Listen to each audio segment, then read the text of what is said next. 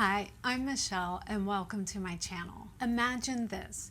You've worked hard, saved diligently, and finally reached that long-awaited milestone, retirement. You've checked every financial box, you've planned the budget, maybe even downsized. You wake up that first Monday morning, no alarm, no commute, no deadlines.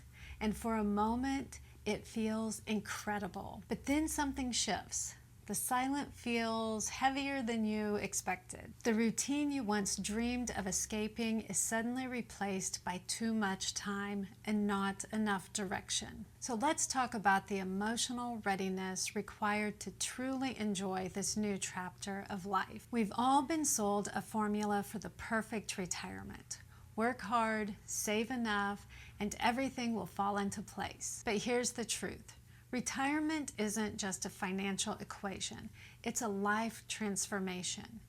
You can have the perfect spreadsheet, a well-diversified portfolio, and a rock-solid plan, and yet still feel something is missing. Because while numbers can secure your finances, they can't fill an emotional vacuum. Many retirees actually find themselves surprised, even unsettled, by how different freedom feels when it finally arrives. There's pressure to make every day meaningful, pressure to be grateful for all the time. And if you don't feel that instant joy that you imagined, it can leave you questioning, what's wrong with me? The truth?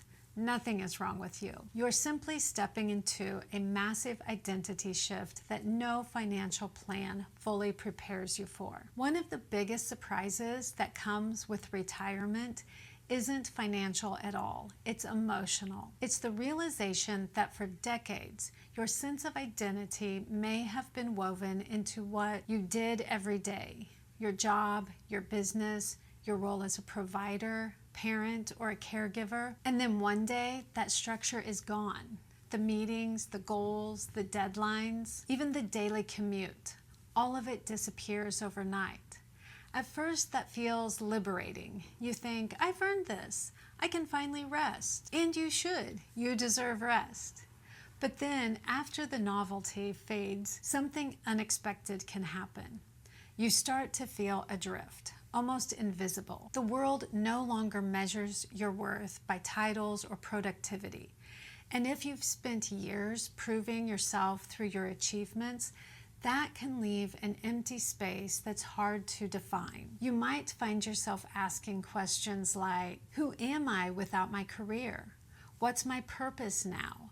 And what do I want to do with all of this time? Those are powerful and necessary questions, because retirement at its best isn't an ending, it's a reinvention. It's a chance to explore who you are beyond what you do, to rediscover the parts of yourself that may have been quiet for years while you were busy raising kids, running a business, or climbing the ladder. For some, that looks like leaning into creativity, painting, writing, photography, gardening. For others, it's using your lifetime of experience to mentor, teach, or volunteer. The most fulfilling retirees I've met don't stop contributing. They just change how they contribute. And sometimes this identity shift requires a bit of patience. You might try something new that doesn't feel quite right at first, and that's okay. Think of it as an experiment with your time, the way you once experimented with your career.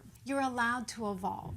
Another part of this identity transition is how it changes your sense of belonging. When you're no longer surrounded by coworkers, clients, or colleagues every day, your social circle naturally shrinks. That can feel lonely, but it's also an opportunity to form deeper, more intentional connections with people who share your interests and values now. Maybe that's a weekly book club. Maybe it's joining a walking group or traveling with friends who share your curiosity about the world. Community looks different now. It's less about proximity and more about purpose. And this is where the emotional readiness for retirement really comes into focus. It's not just about leaving your job. It's about creating a new rhythm that feels aligned with who you are today. So instead of thinking, I'm retired, try saying, I'm entering my next chapter. Because the truth is, you're not retiring from life. You're graduating into it. Now let's talk about what might be one of the biggest and least discussed adjustments after retirement: your relationships. When you retire, your schedule changes, your priorities shift, and suddenly so do the rhythms of your home. If you're in a partnership or marriage, you may have spent years living parallel lives during the day, each of you going off to work, running errands, or managing family responsibilities. Then suddenly you're both at home all the time. At first it's wonderful. Long breakfasts together, unhurried afternoons, time to reconnect. But then those tiny quirks start standing out.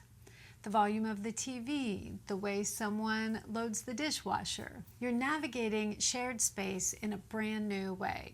And the truth is, that's completely normal. This is where open communication becomes essential. Just like when you planned your finances, you need to plan your time together and your time apart. And then there's the dynamic with family, especially adult children. Once you retire, there can be this unspoken assumption that you're always available. Need a babysitter? Ask mom. Need help moving? Call dad. And of course you want to help. You love your family. But there's something important to remember.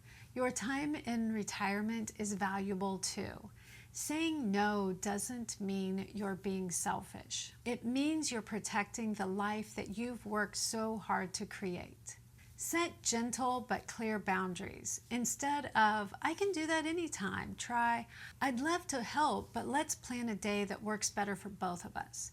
That kind of balance keeps you connected without feeling overextended. And for those of us who are single, this stage brings its own opportunities. You get to build a lifestyle entirely around what lights you up.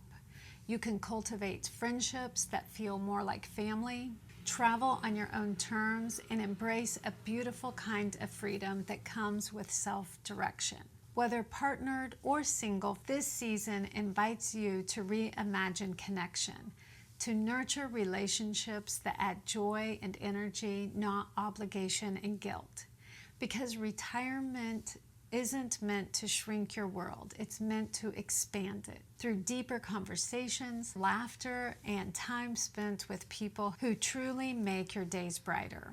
This chapter is about designing your relationships just as thoughtfully as you've designed your financial plan, with love, space, and intention. Then there's the part that few people talk about, the hidden costs. Not just financial, but emotional and physical. Healthcare is one of the biggest. Even with good insurance, co-pays, specialists, and medications add up. And more importantly, managing health becomes a part-time job of its own. Then there's what I call the leisure trap. You've waited so long to enjoy your freedom, but suddenly you feel pressured to do everything. Travel, golf, yoga retreats, new hobbies, all wonderful but also exhausting and expensive. You might start noticing your energy levels aren't what they used to be, or that you actually crave quiet time more than constant adventure, and that's okay. Retirement isn't about becoming someone new. It's about rediscovering who you've been beneath the layers of busyness. This stage invites you to align your spending, your energy, and your time with what truly adds value, not what looks impressive from the outside. So how do you emotionally prepare for this next chapter? It starts with designing what I call your unretirement plan. Just like a financial portfolio, your emotional and lifestyle plan needs balance and diversity. Build a portfolio of purpose. Think of it as investing in joy, curiosity, creativity, and connection. Maybe that's volunteering once a week, mentoring young professionals, joining a book club, learning photography, or finally writing that story that's been on your heart for years. These small but intentional choices fill your days with meaning, not obligation. And second, prepare socially. Stay connected. Build community, even if it looks different now. Friendships can be built around shared experiences, not shared offices. And lastly, give yourself permission to reinvent. Retirement doesn't mean you stop growing. It's an evolution.